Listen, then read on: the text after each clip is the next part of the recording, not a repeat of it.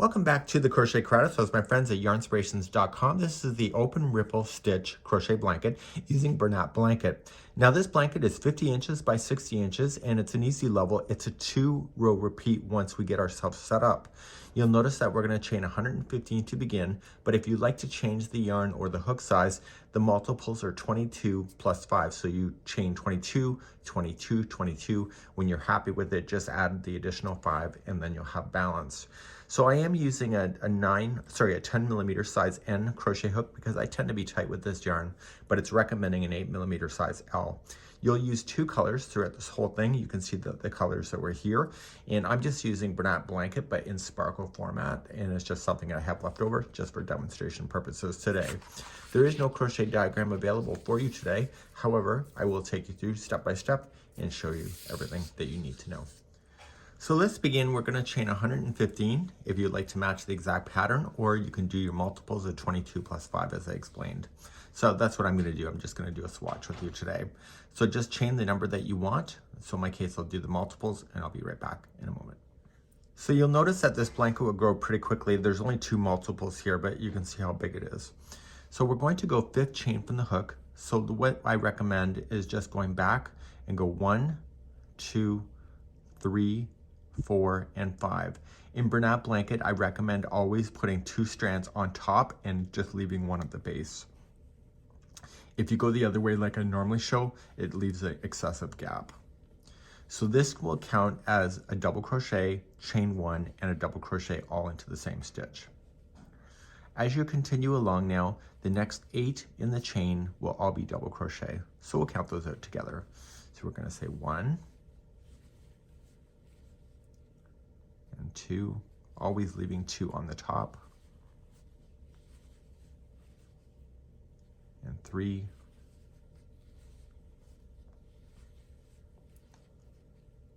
4,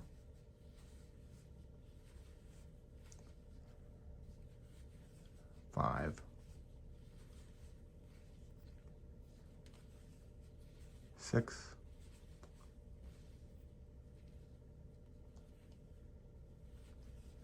7, and 8. So technically where we are in the pattern is that we've actually officially gone down a slope. You can't tell that yet, but you will in the future. Over the next 5 chains, we're going to do a special stitch. It's like a cluster, and it's like a 3 together, but we have to skip a certain amount of stitches. So starting in the next stitch, you're going to yarn over and go into the next chain or stitch. And you're going to pick it up and pull through 2 only and hold. You're going to skip the next chain and go to the next one after that, yarn over and into that chain, pull through 2 and hold. You're then going to skip the next chain again and then go into the one after that. So yarn over and go into the one after that, pull through, and then pull through 2. You should see 4 loops on the hook after this is done, and you're going to yarn over, pull through all 4. And what you've essentially done is a 3 together double crochet with some spaces in between so that you create the indentation of the valley. So you're going to start in the very next chain and you're going to do the next 8 in a row going up. Okay, so let's do that. So we'll count those out together. So we have 1, 2, 3,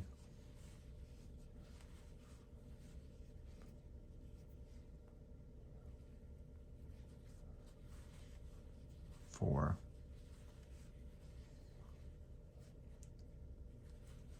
5, 6,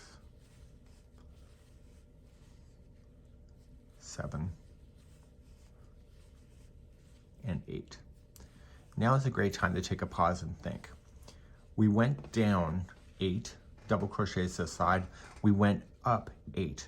So the magic number is 8 and 8. Okay. So the very next one here, which will be the 9th chain, will be the very top of the peak. So in the next chain, you're going to apply 1 double crochet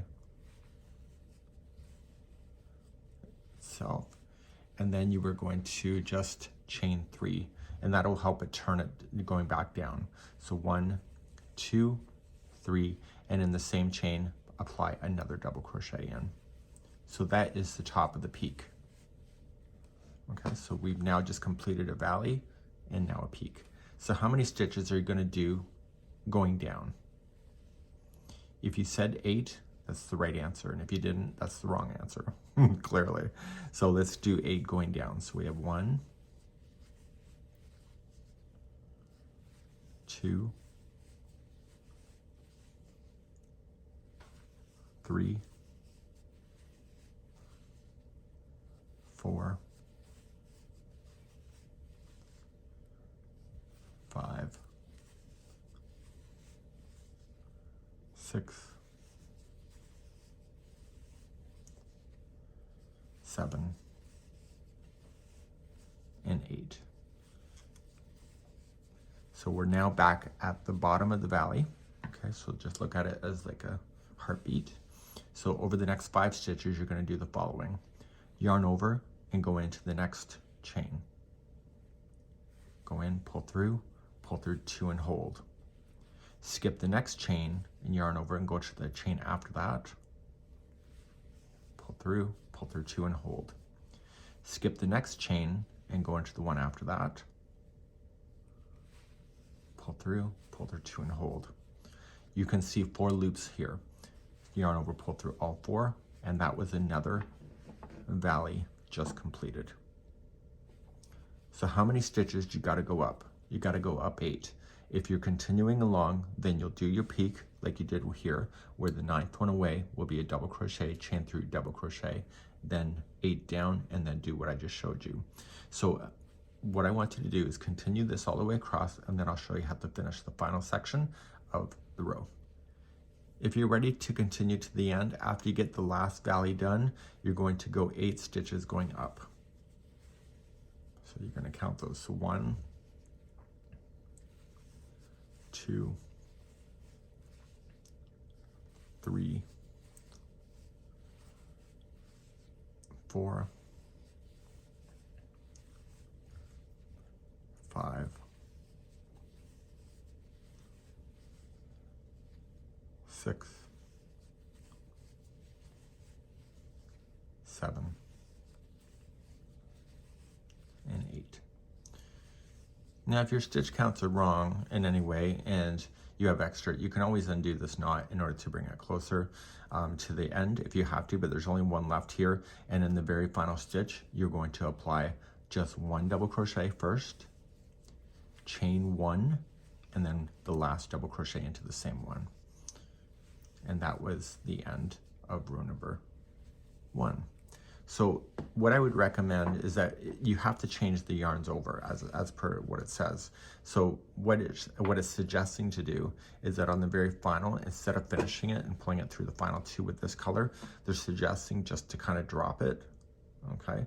And they're asking you to break it, so you'll have to weave in the ends. So we can cut that and deal with that later. And you're gonna get the other next color that you're gonna play with, and you were going to finish that stitch with that color instead. Leave a long enough tail that you can deal with the ends with that with the tapestry needle, which I'll show. And now this color is ready to go. You're gonna flip your work over, turn it over, and begin row number 2. Before I begin the second row, you should know that this sample is actually upside down, so I've just made a complete ass of myself. I said this does not read it like this, and it turns out that I should be looking at the sample like this, and voila, everything is solved. So they have a kind of a rule in the way they fold stuff over. So what you're looking at here is just the way it's folded. So we're gonna continue on to row number 2. And I know you trust me in some ways, so this is kind of weird. So let's begin row number 2 the right way.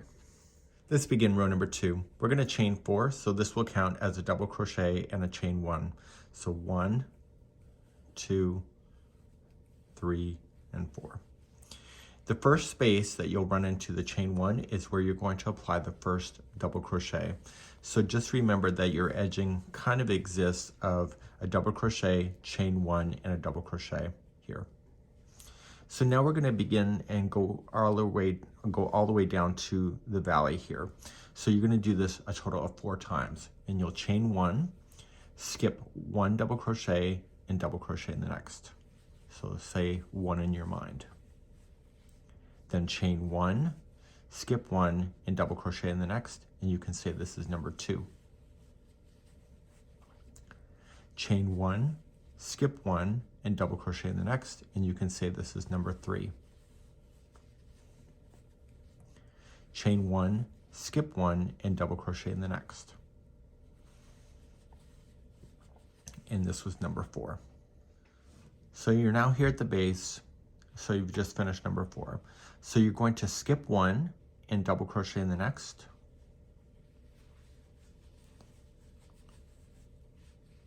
Like that. And then skip 1 and double crochet in the next. Okay, so that is how the valley looks. So now you're going to chain 1, skip 1, and start heading up the other side.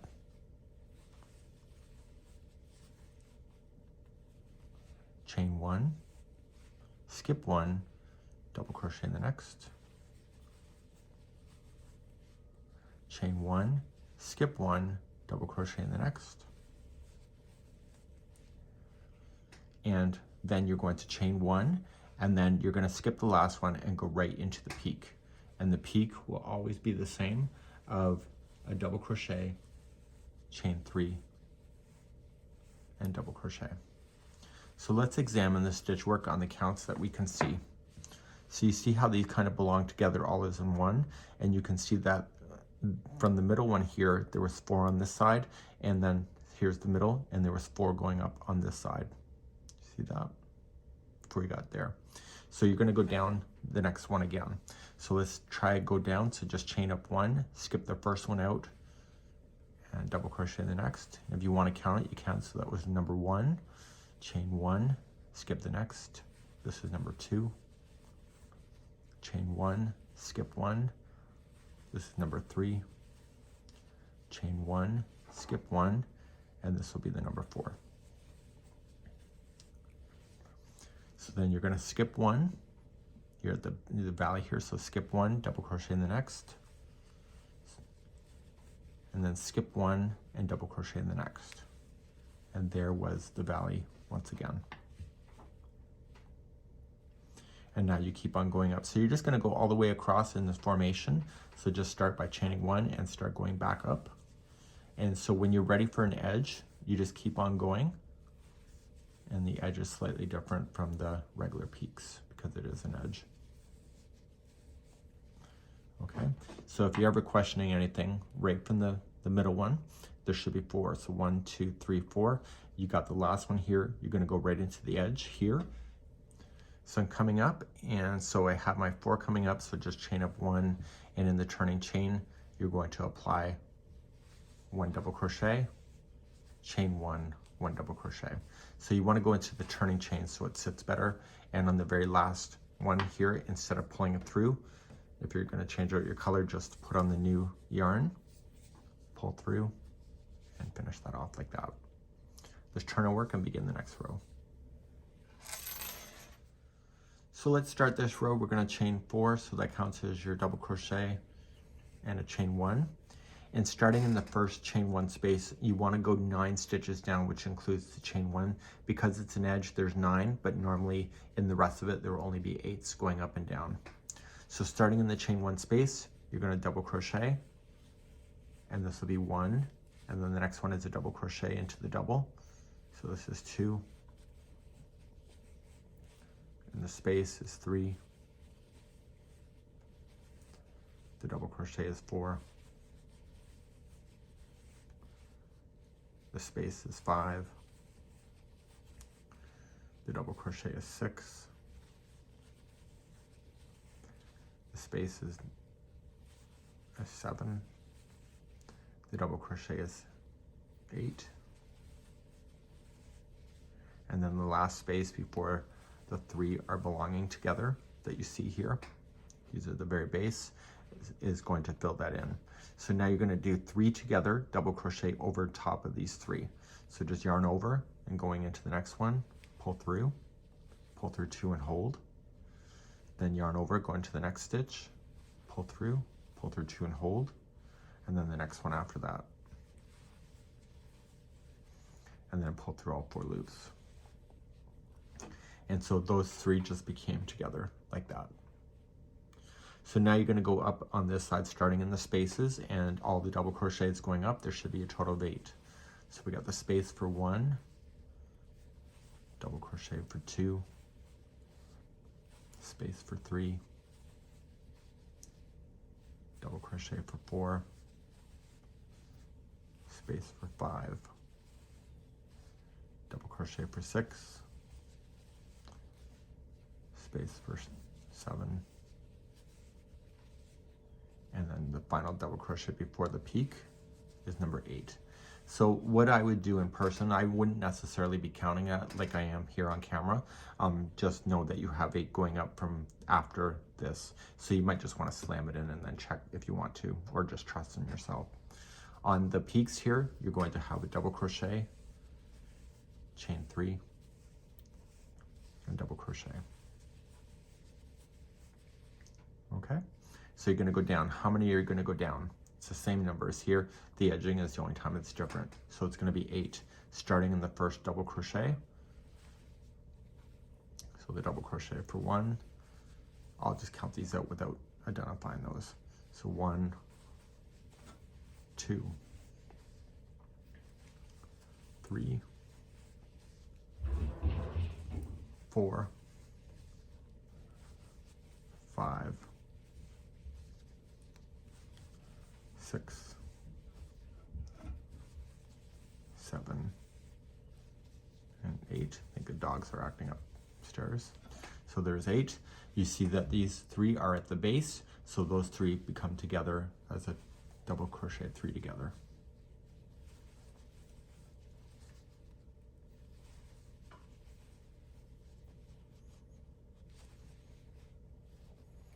Okay, and now you're going to go up the other side. So because it's an edge, there's a total of 9. Okay, so starting in the first space, so we have 1, 2,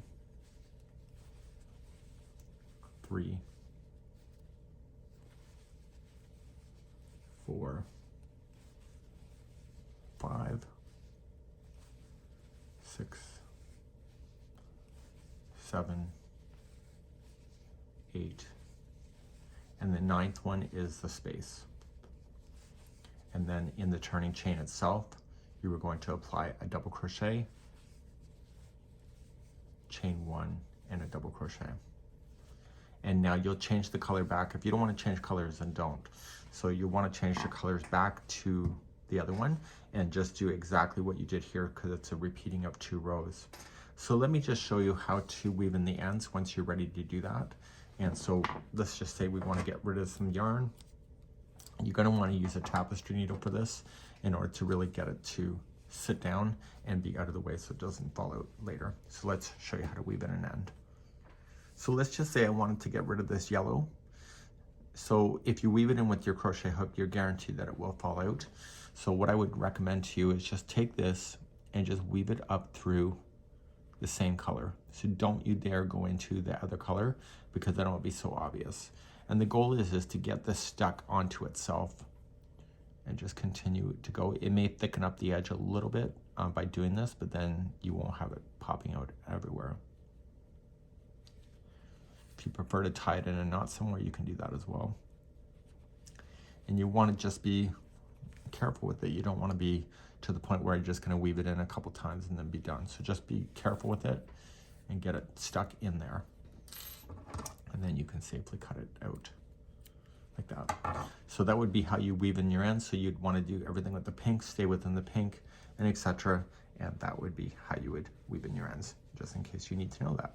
So this here is a really neat idea. It's a really quick blanket to be able to make, and you may have a lot of fun with this at the same time.